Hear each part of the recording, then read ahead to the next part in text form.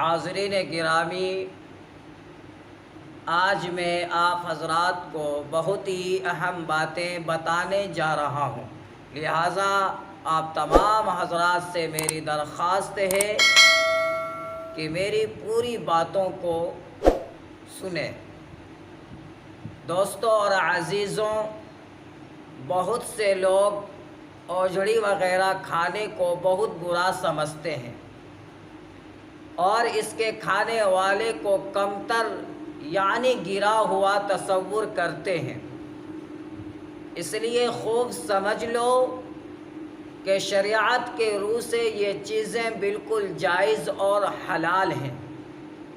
البتہ اگر کسی کی طبیعت نہ چاہے تو نہ کھائے، لیکن کسی بھی حلال چیز کو غلط سمجھنا یا اس کے کھانے والے کو معاشرے کا گرا ہوا تصور کرنا بہت بڑا گناہ ہے۔ اسی طرح جگر اور تلی کھانا بھی جائز ہے۔ حدیث پاک میں ہے کہ ہمارے لیے 2 مردار اور 2 خون حلال کر دیے گئے ہیں۔ 2 مردار مچھلی اور ٹڈی ہے، اور 2 خون جگر یعنی تلی اور یعنی کلیجی اور تلی ہے۔ دوستو، جن جانوروں کا گوشت کھایا جاتا ہے ان کی 7 چیزیں کھانا حرام ہے۔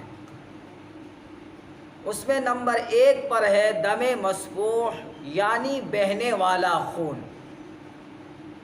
نمبر 2 ذکر یعنی پیشاب کی جگہ، اور نمبر 3 دونوں خصیے یعنی فوتیں، اور نمبر 4 مقعد یعنی پاخانے کی جگہ، اور نمبر 5 غدود، اور نمبر 6 مثانہ یعنی وہ جگہ جس میں پیشاب رہتا ہے، اور نمبر 7 پتہ۔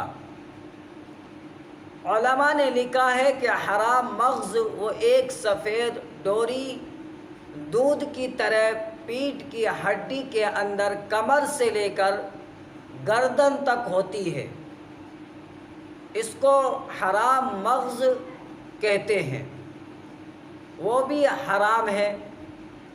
اور بعض علماء نے پاخانہ کی جگہ پر جو 3 گرہیں ہوتی ہیں ان کو بھی حرام لکھا ہے۔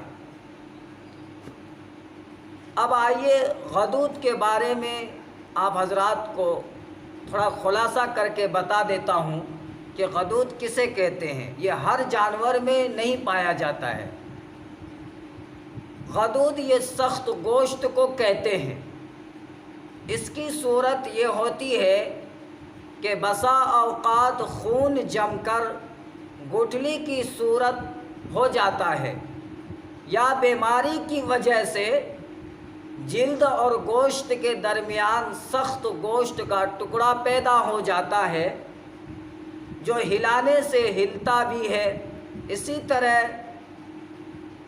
طرح کبھی ہڈیوں کے درمیان سخت ٹکڑا بن جاتا ہے، جسے اردو میں گلٹی اور گانٹھ بھی کہا جاتا ہے۔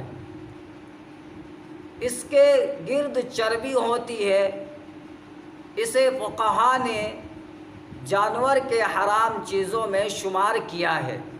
معلوم ہوا کہ غدود سے مراد جانور کے جسم کے متعین حصہ نہیں ہے جو ہر جانور میں موجود ہو، بلکہ بیماری کی وجہ سے کبھی جانور میں ہو سکتا ہے، کبھی جانور میں پیدا ہو سکتا ہے۔